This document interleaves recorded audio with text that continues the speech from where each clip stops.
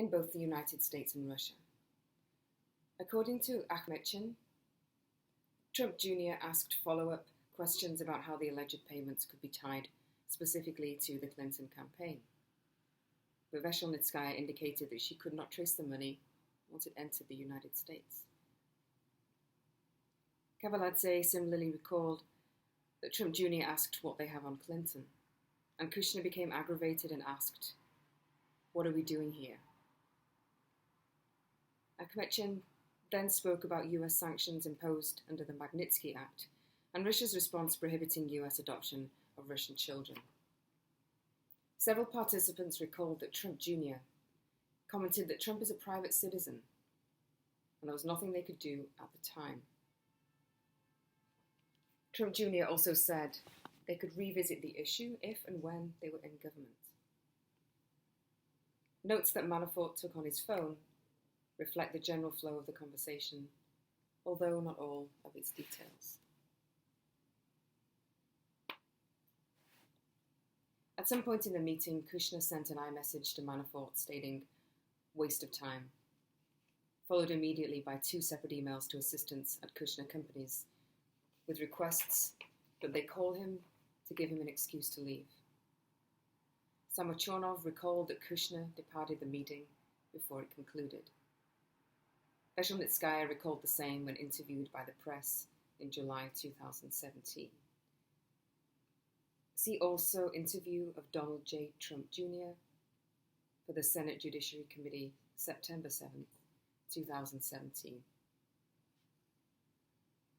Veshelnitskaya's press interviews and written statements to Congress differ materially from other accounts. In a July 2017 press interview, Veshelnitskaya claimed that she has no connection to the Russian government and had not referred to any derogatory information concerning the Clinton campaign when she met with Trump campaign officials. Veshelnitskaya's November 2017 written submission to the Senate Judiciary Committee stated that the purpose of the June 9th meeting was not to connect with the Trump campaign, but rather to have, to quote, "a private meeting with Donald Trump Jr., a friend of my good acquaintance's son, on the matter of assisting me or my colleagues in informing the Congress members as to the criminal nature of manipulation and interference with the legislative activities of the US Congress." In other words, Veshelnitskaya claimed her focus was on Congress and not the campaign.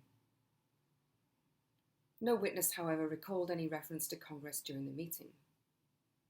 Veshelnitskaya also maintained that she, to quote, "attended the meeting as a lawyer of Denis Katsev, the previously mentioned owner of Prevezon Holdings, but she did not, to quote, introduce herself in this capacity."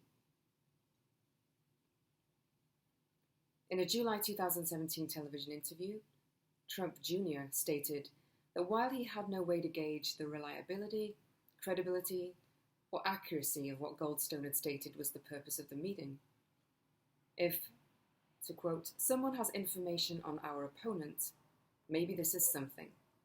I should hear them out." Trump Jr. further stated in September 2017 congressional testimony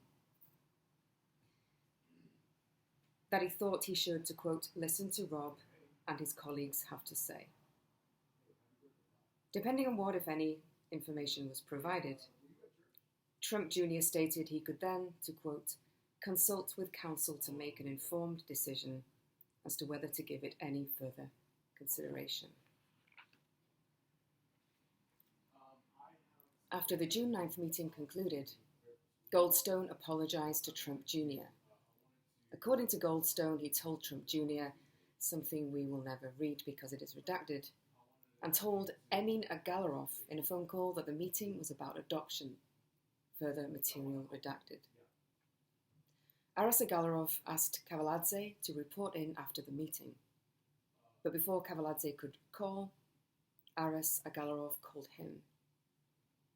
With Veshelnitskaya next to him, Kavaladze reported that the meeting had gone well, but he later told Aras Agalarov that the meeting about the Magnitsky Act had been a waste of time because it was not with lawyers and they were, to quote, "preaching to the wrong crowd." C. Post-June 9th events. Vezhelnitskaya and Aras Agalarov made at least 2 unsuccessful attempts after the election to meet with Trump representatives to convey similar information about Browder and the Magnitsky Act.